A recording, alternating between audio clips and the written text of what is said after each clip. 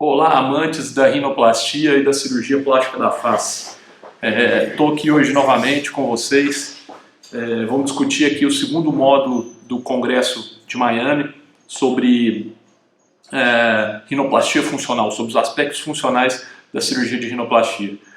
Esse módulo, na minha opinião, ele foi um módulo que foi muito básico. Eu acho que a discussão poderia ter sido muito maior.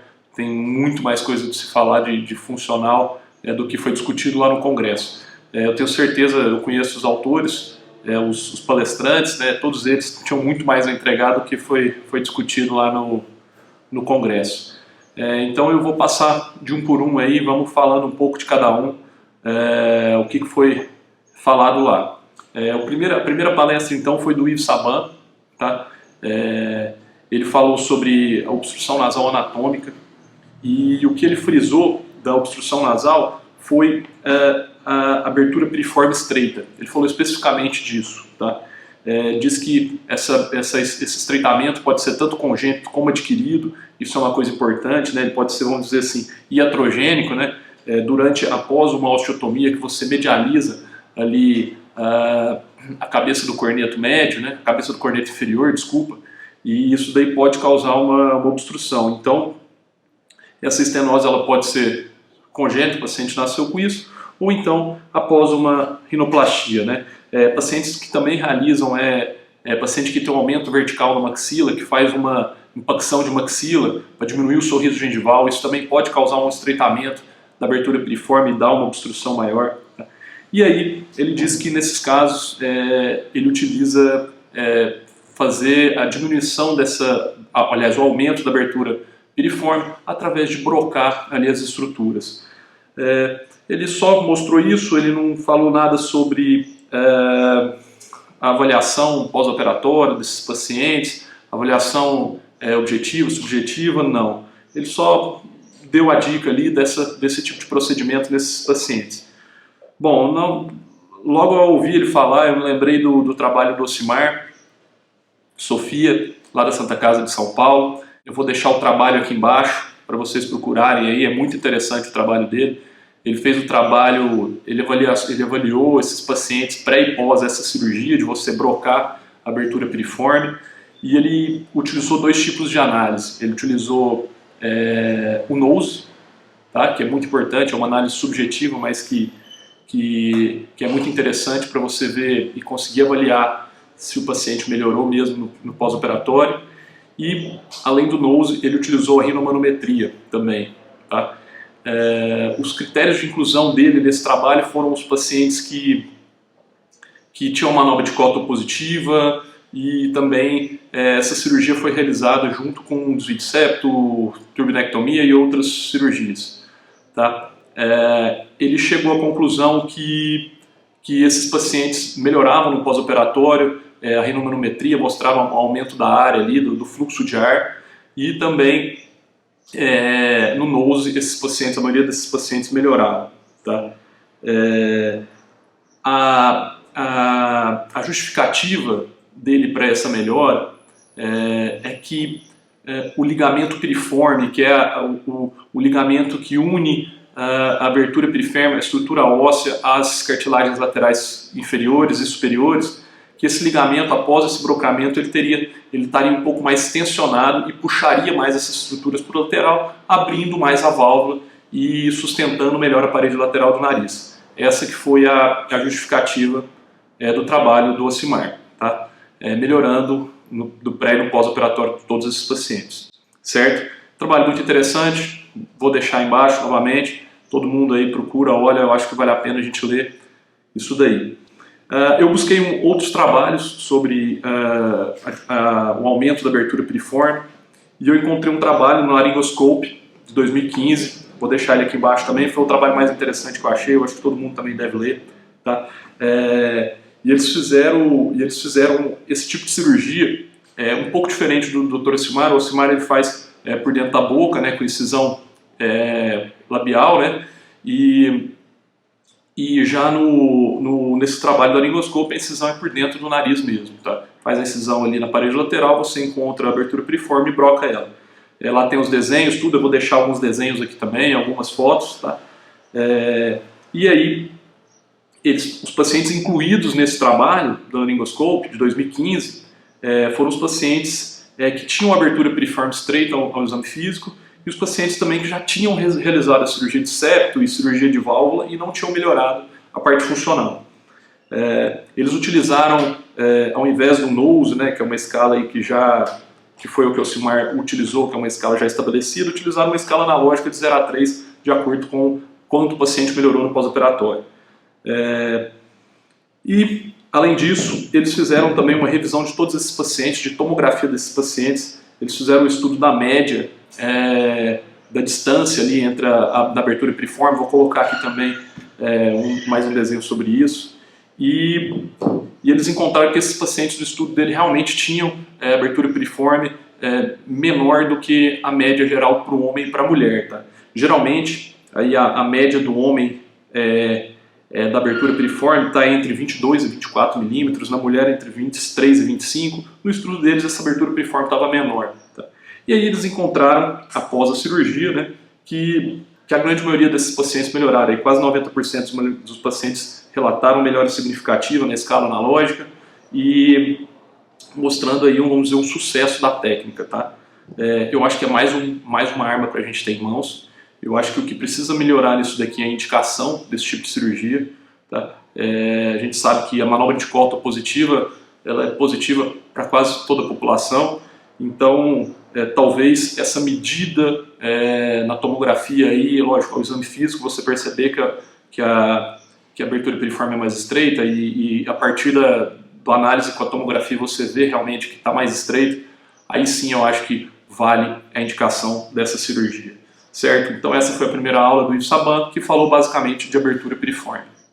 Depois do Dr. Yves Saban, então, veio o Dr. Charles East, né, de Londres, e ele falou sobre a importância do colapso da parede lateral do nariz, de você fazer uma avaliação correta dessa parede lateral do nariz, né, você examinar o paciente, pedir para o paciente fazer uma inspiração e você palpar essas estruturas, tudo isso é muito importante.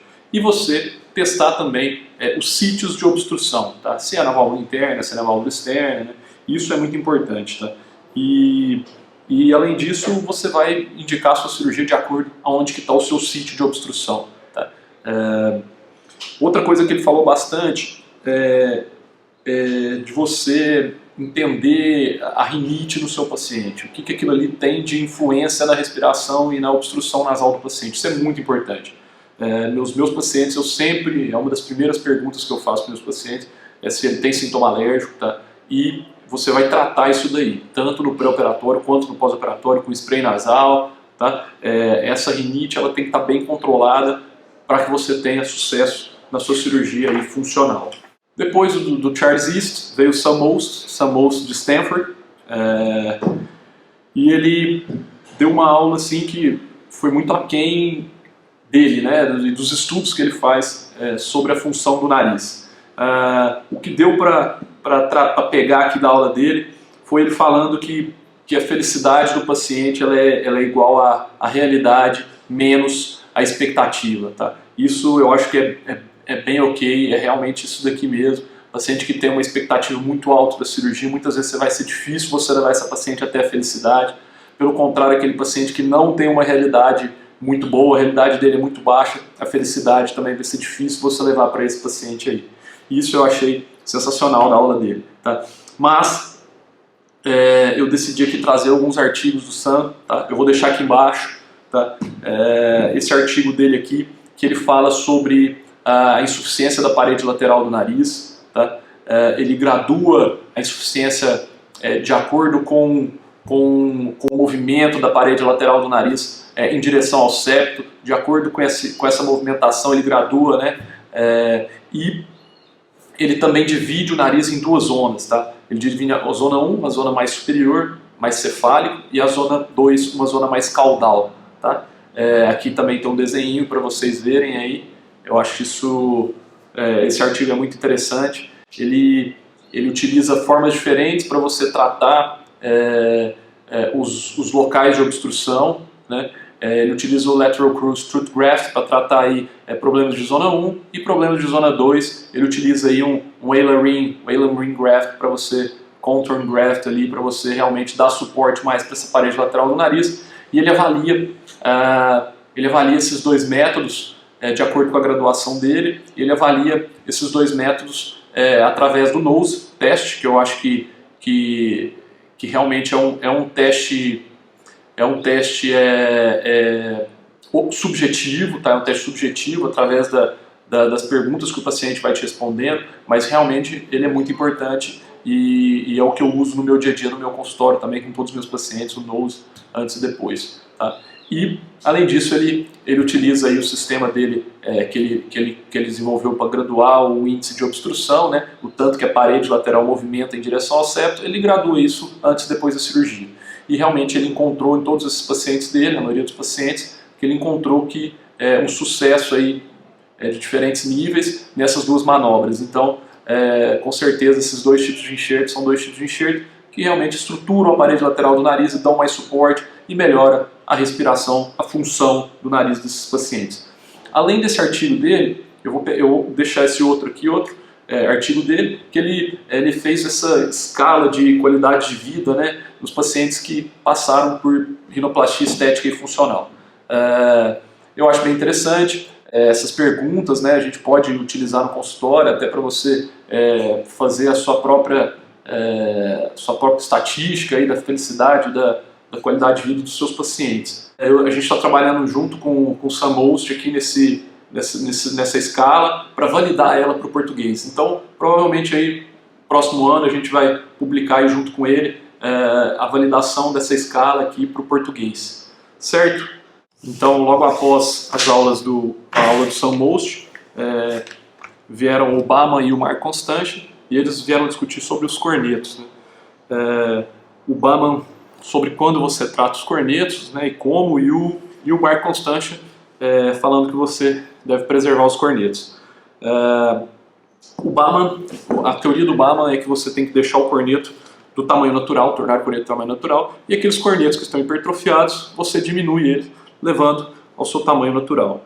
Eu concordo bastante com o Obama, eu utilizo muito as técnicas de redução de corneto, redução parcial do corneto, para você ainda permitir que ele desempenhe a sua função, que é umidificar, aquecer e filtrar o ar, para ele chegar preparado no pulmão. Então, o corneto ele tem a sua função, você deve preservar a função dele, mas diminuir o seu tamanho. Tá? Com isso, você aumenta o espaço dentro do nariz para o paciente respirar. Certo? Concordo com o Obama. E o Mark Constantia é um grande estudioso de válvula nasal, então, para ele, realmente, você deve preservar os cornetos e tratar as válvulas. Tá?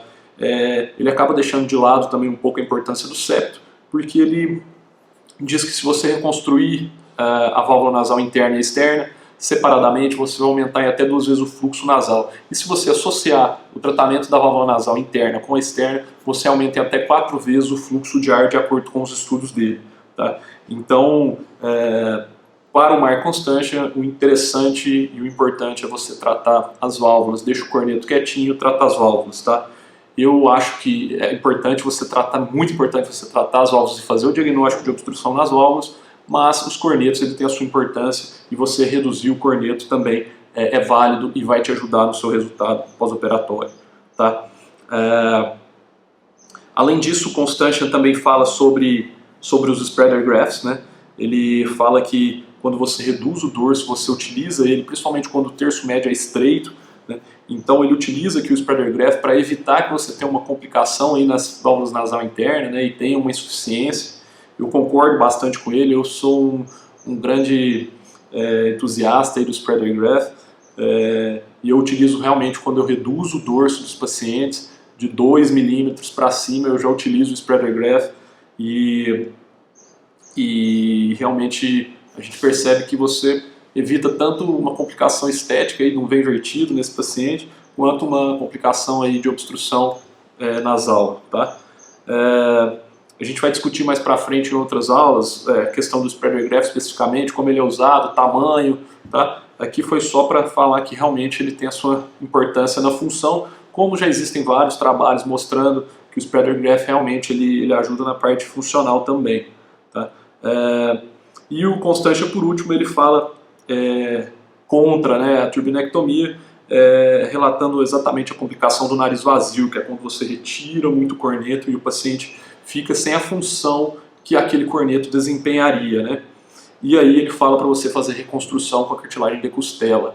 Eu já fiz algumas reconstruções com a cartilagem da costela do corneto inferior e realmente ela é uma técnica que reproduz o corneto e faz a função do nariz ter um pouco daquela função que ele tinha antes de ser amputado todo aquele corneto, certo? Aqui acabou basicamente esse módulo, tá? Eu peguei mais uma aula do Baumann, que ele falou mais pra frente, que ele falou algumas coisas sobre funcional, que foi interessante. Ele falou que nesses pacientes que vêm para operar de rinoplastia, que não tem queixa, tá, respiratória, hoje eu acredito que 90% dos meus pacientes me procurem e não tem queixa respiratória, e o que ele falou é que mesmo nesses pacientes você tem que observar a função do nariz. Eu digo que para os meus pacientes que o nariz ele serve para uma coisa só, ele só serve para respirar. Então, ele tem que respirar bem após a cirurgia. Não tem queixa antes, não vai ter depois. Tá? Esse paciente eu tomo até mais cuidado para evitar qualquer tipo de obstrução. Esse paciente vai te reclamar e vai ficar ruim. Né?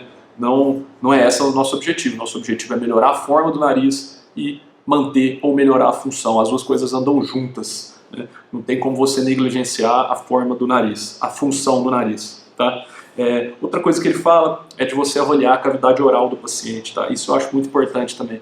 Muitas vezes, às vezes eu atendo o paciente aqui, eu vou observar, eu vou fazer o exame físico da cavidade oral e o paciente às vezes acha meio estranho, fala, mas é o nariz, doutor. Mas a cavidade oral ela te dá muita informação da respiração do paciente, do crescimento craniofacial do paciente, e isso eu acho importantíssimo. Pergunto para o paciente com relação ao uso de aparelho ortodôntico. Tudo isso faz parte da anamnese para a gente entender como que o nariz chegou aonde ele está hoje, certo? Essa foi a aula extra do Baumann e eu também peguei uma aulinha extra aqui, que na verdade foi uma batalha, que foi a batalha que o Toriumi teve contra o Bares e o Rick Davis. Foi bem legal essa mesa, tá? Essa batalha. Eles falaram sobre o reposicionamento da cartilagem lateral inferior. O Toriumi falou sobre você fazer o reposicionamento da cartilagem lateral inferior e o Rick Davis e o Bares já falaram em você não fazer o reposicionamento da cartilagem lateral inferior.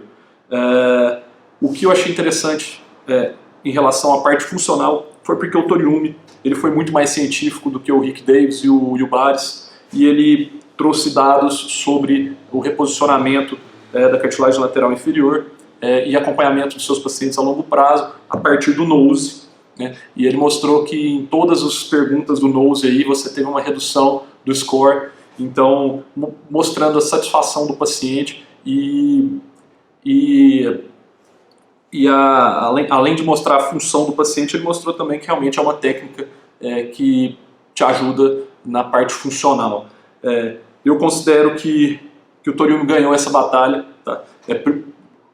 Principalmente por ter sido científico e ter trazido todos esses dados e esses estudos, que não foi mostrado pela outra parte, que é uma técnica do lateral crural tensioning, que eu até utilizo bem mais hoje em dia e me agrada mais, mas realmente nessa batalha aqui o Toriumi saiu vencedor e mostrou por A mais B que realmente a técnica dele, pelo menos traz aí funcionalmente resultados a longo prazo aí sustentáveis.